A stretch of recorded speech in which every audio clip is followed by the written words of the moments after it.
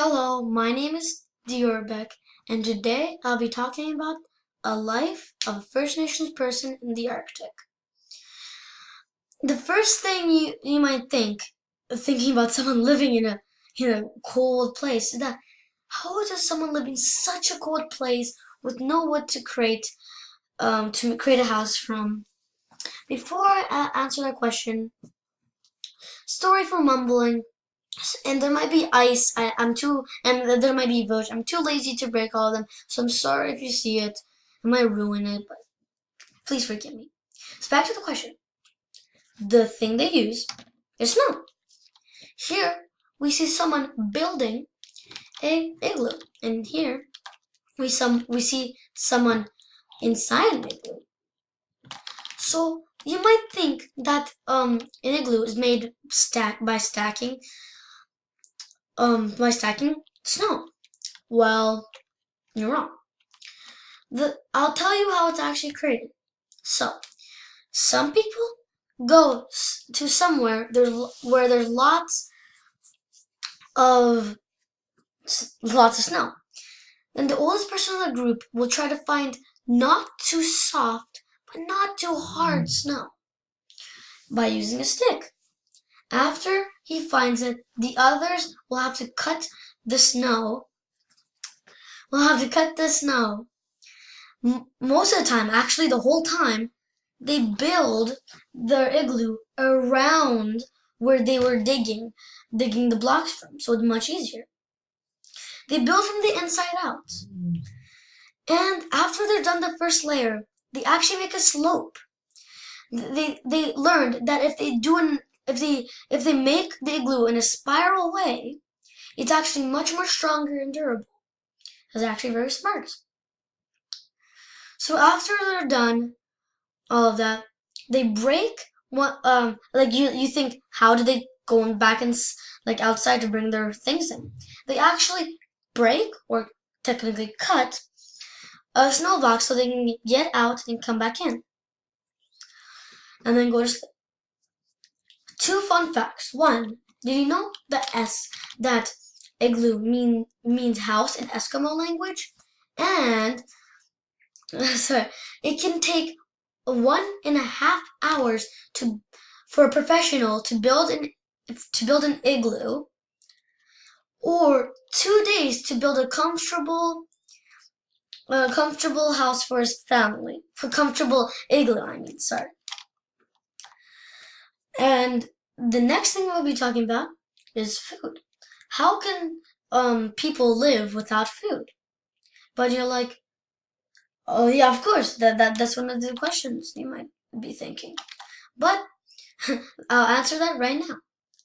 They hunt animals like whales, polar bear, Arctic cod, narwhals,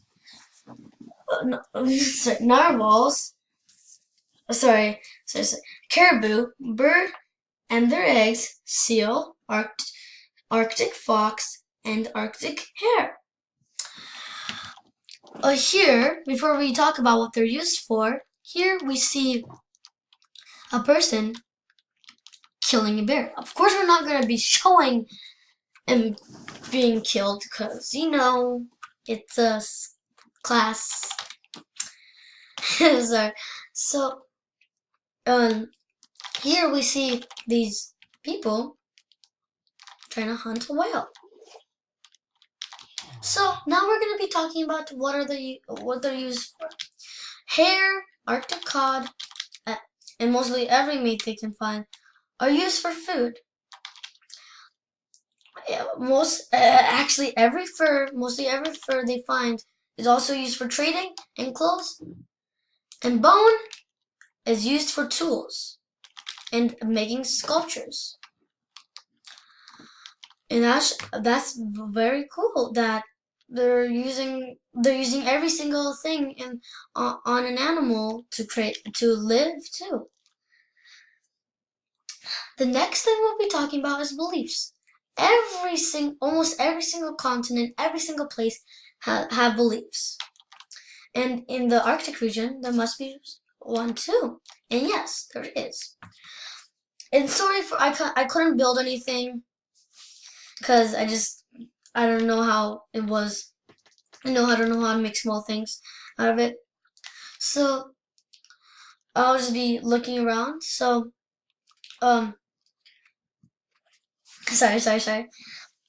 Um the beliefs were that living and non-living things have feelings, and even living and non-living things, and even the force of the nature also has feelings.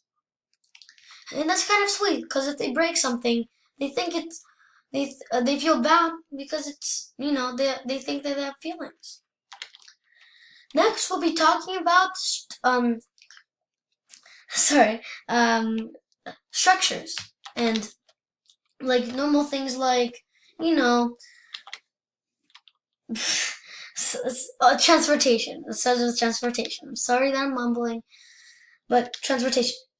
Dog sleds are used to go around like thick snow, and you're like, the dogs will be tired out, right?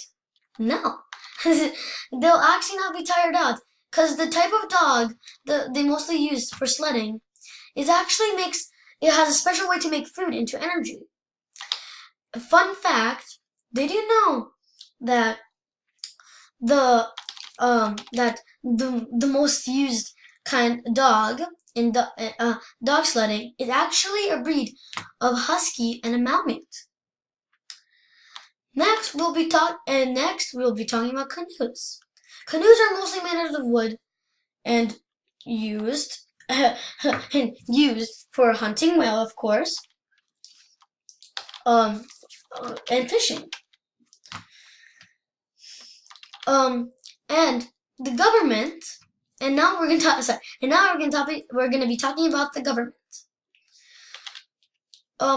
Most of the place is mostly the government is mostly made from the Indian Act, unless they negotiated a self-government.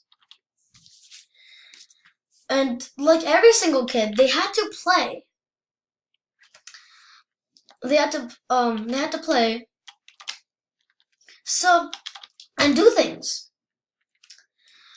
They played with drums, and this game where some kids are holding a first animal skin, and then someone jumping on it. And if they're not allowed to play anything, well, the parents will be teaching them to how to canoe and hunt. Next, we'll be talking about structures.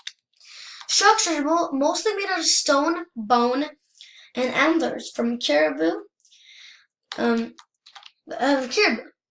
Here we see a nukshuk, and of course we can build smaller things. So here we have a nukshuk.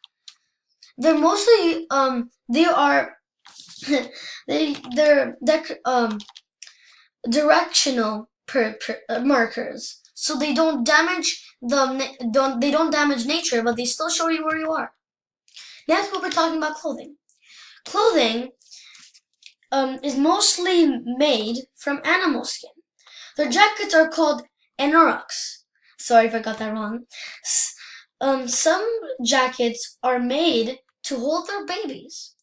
That is very important because they need to keep their babies safe. Thank you for listening to my presentation. Oh, and so wait, before I go, this is a dog sled that I created. These two. So thank you for listening to my project, and I hope you guys have a fun day, and goodbye.